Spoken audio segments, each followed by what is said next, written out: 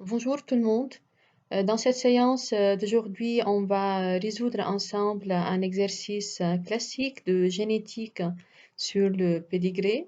Donc, avant de commencer, je vous prie tout le monde de bien vouloir écouter attentivement la vidéo et de vous bien concentrer.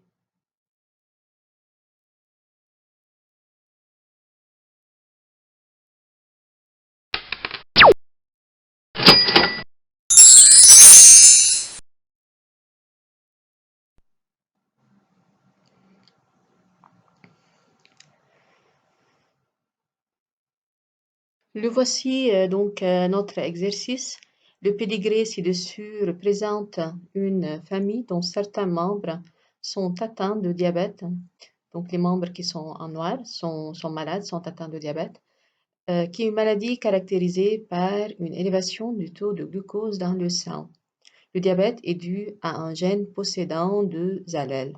Bon. La première question, justifier que l'allèle responsable du diabète est récessif par rapport à l'allèle normal. Si vous relisez la question, vous remarquez qu'on nous dit que le diabète ou cette maladie, elle est récessive. D'accord?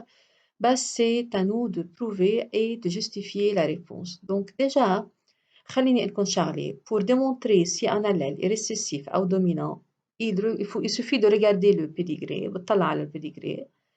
Donc, il faut regarder dans toutes les générations. إذا بتلاحظوا إنه la maladie, elle apparaît à chaque génération, إذا بكل génération عندي إياها, vous remarquez qu'il y a des individus malades, معناتها هيدي المالادie, elle est dominante. Dans notre cas, vous trouvez que à la première génération, vous avez donc une femme qui est atteinte de diabète. Elle est en noir, ok? À la deuxième génération, là, il n'y a pas de maladie, d'accord? Il n'y a pas des individus malades qui sont atteints. Ça veut dire quoi? Cette génération, elle est dépourvue de personnes malades.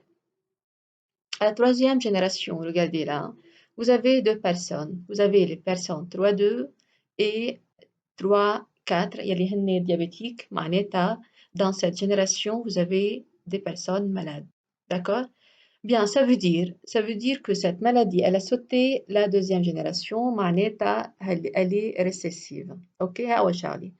La deuxième méthode à faire, il faut chercher dans le pédigré des enfants malades et il faut mettre le doigt là-dessus. Dans notre cas, vous avez, à la troisième génération, vous avez deux personnes qui sont malades. Vous avez deux enfants, il y en a 3-2 et 3-4 qui sont malades, d'accord? Qui sont en noir, donc qui sont diabétiques. C'est أول شغلة. La deuxième chose à faire, il faut voir leurs parents. Écoutez, il suffit que l'un des parents soit malade pour dire que cette maladie, elle est dominante. بكفي واحد بس يا الأم يا البي يكونوا مريضين تقول إنه هيدي الماladie dominante. OK? Dans notre cas, qu'est-ce que vous avez? Vous avez que les parents sont normaux, hein, ne sont pas malades, d'accord? Mais les enfants, vous avez deux de leurs enfants sont malades. شو يعني؟ برأيكم, à votre avis, هودي الأنفants, d'où ils ont hérité ce caractère? من وين جابوا هالمالادي؟ De leurs voisins, من الجيران شي؟ Bien sûr que non. Donc, ces deux enfants, ils ont dû absolument hériter هيدا le caractère de leurs parents. Qu'est-ce que ça veut dire? Ça veut dire que les parents sont normaux, بس ils sont porteurs de ce caractère et ils ont transmis هيدا le caractère أو هيدي المالادي لأولادهم. يعني, le diabète, il est caché chez les parents. bien qu'ils soient normaux, يعني صحيح normaux, بس حاملين لهيدا المرض. Donc, la maladie, elle est cachée. Le fait de dire que la maladie, elle est cachée, مخبية عند الأهل ومنها مبينة عندهم, ça veut dire qu'elle est récessive. Donc, comment rédiger notre réponse maintenant? Donc, déjà, pour rédiger la réponse, il faut commencer par dire que les parents 2-3 et 2-4 sont normaux et ont des enfants diabétiques. Donc, أول شغلة هن normaux وطلع عندهم des enfants diabétiques. Et attention, il faut représenter les individus par des chiffres. Hein? Donc, des enfants diabétiques qui éliminent هن 3-2 et 3-4. Alors, l'allèle responsable de diabète est caché chez les deux parents. D'accord? Par suite, il est récessif. Donc أول شغلة البارents هن sont normaux. تاني شغلة عندهم ولاد مريضين.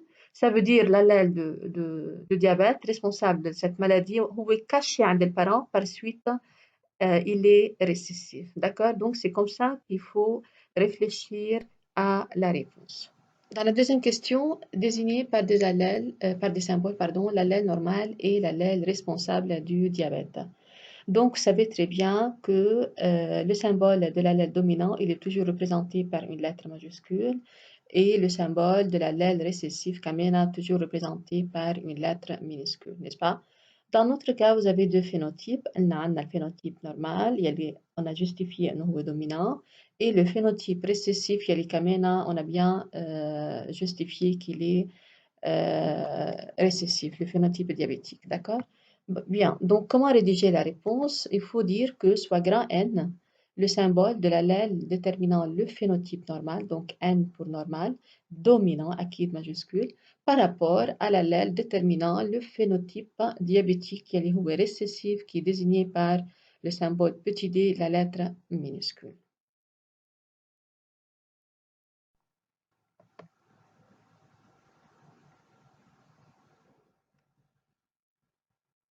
Dans la question 3, précisez les génotypes des individus 1,1, 1,2 et 2,4. Donc, préciser, c'est écrit en noir foncé.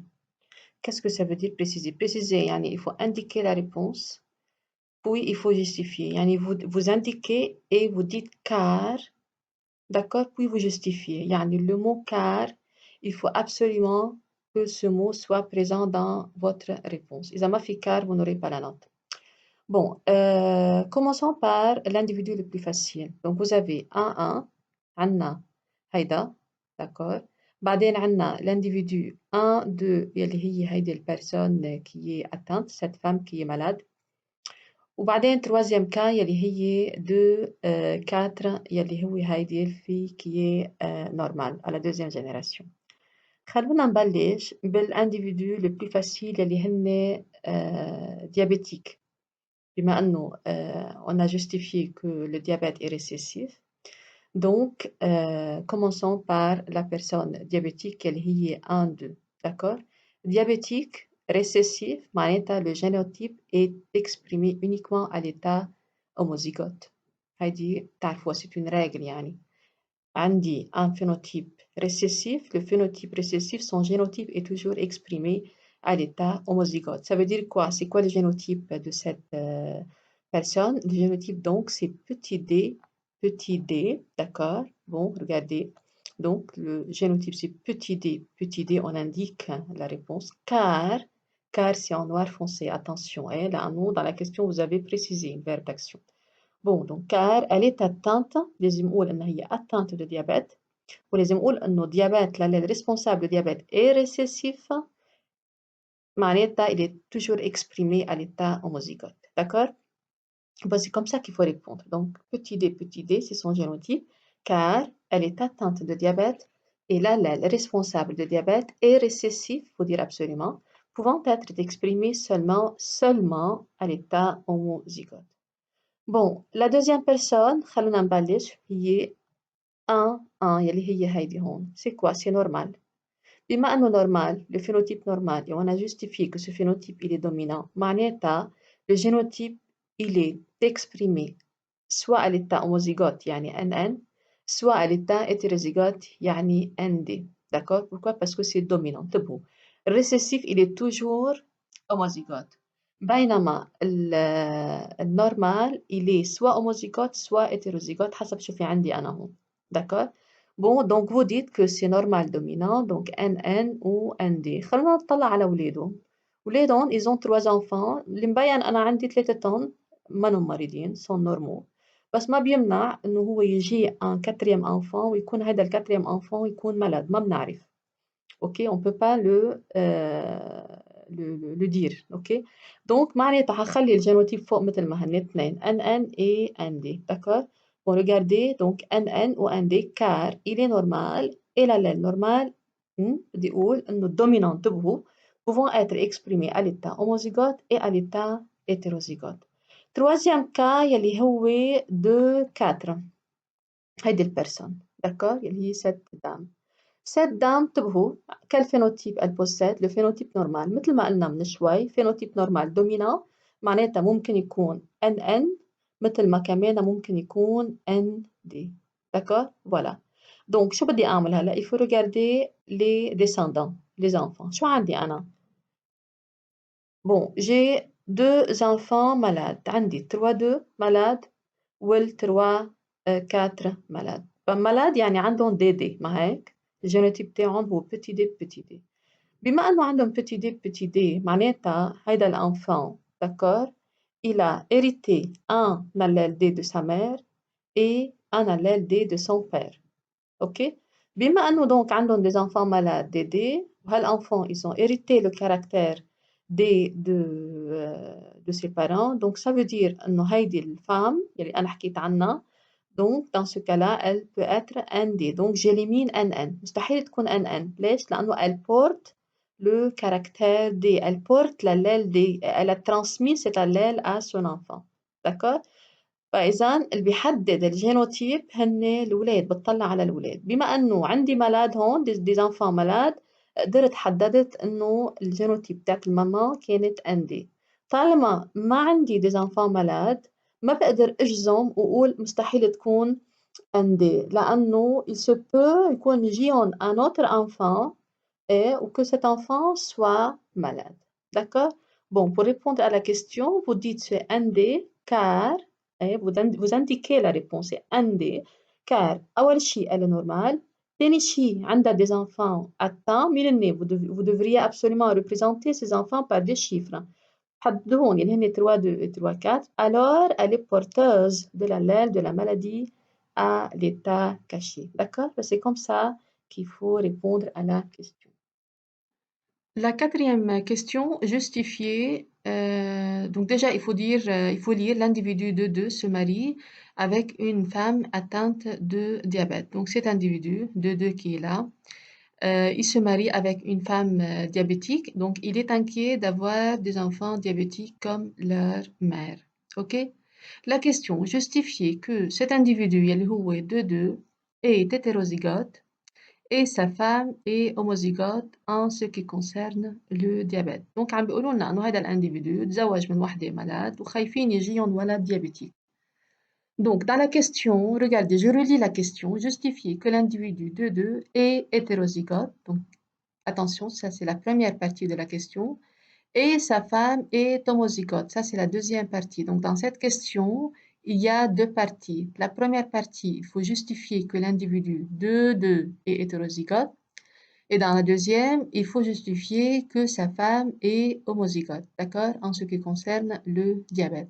Bon, regardons le pédigré. Voici l'individu de 2. Donc, عم بيقولوا لنا déjà إنه هو hétérozygote. Regardez, il est normal, d'accord?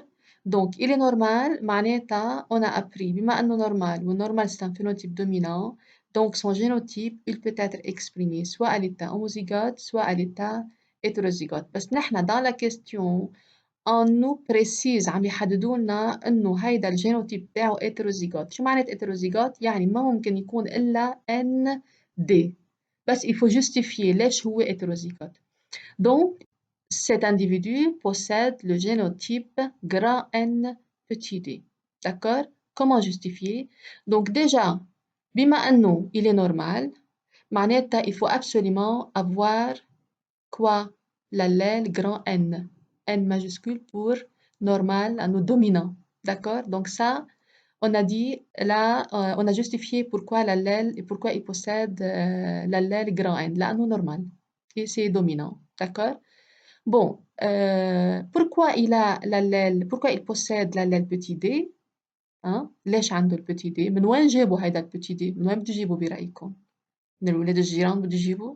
Donc absolument il faut hériter هذا الكاركتير من أهله. Donc je dois regarder les parents. Est-ce que les parents sont diabétiques? Donc je regarde ici. Regardez, il a sa maman, elle est diabétique. Elle est diabétique, معناتها elle possède le génotype petit d, petit d. Très bien. Donc déjà عرفت أنا من وين إجا هيدا الallèle D. Donc cette maman, elle a transmis هيدا القلال petit d à son enfant. ما بتقدر تعطيه إلا l'allèle D. ما عندها إلا D. D'accord? Donc, du coup, هيدا l'individu, il possède le génotype grand N petit d. Donc, l'allèle D provient de sa maman. OK? Bien. Bon, comment alors répondre à cette question? Vous dites que l'individu de 2 est hétérozygote, مثل ما هني قالوا لنا, car أول شيء il est normal. Donc, normal ayant obligatoirement un allèle grand N, bien sûr. Donc, normal, phénotype dominant, أكيد عنده symbole grand N. OK? Et ayant pris, هلا بدي أقول من وين إجت الدي. Ayant pris un allèle D من وين؟ de sa mère, يلي شو هي؟ Elle est diabétique, qui est atteinte de génotype petit d. OK? C'est comme ça. Donc là, on a pu justifier la première partie. On a pu justifier que l'individu de 2 est hétérozygote. La deuxième partie, hein, il faut justifier que sa femme est homozygote. طب شو معناتها؟ ما هن déjà on nous dit يعني بيقولوا لنا إنه la femme elle est diabétique. Et on a démontré que le diabète est récessif. بما أنه le diabète est récessif وهي diabétique, معناتها son génotype il ne peut pas être exprimé qu'à l'état comme un homozygote. Voilà. Donc, sa femme est homozygote car elle est diabétique. Charlie. تاني شغلة l'allèle responsable de diabète est récessif. وتالت شغلة بما أنه récessif معناتها il peut être exprimé seulement à l'état homozygote petit d.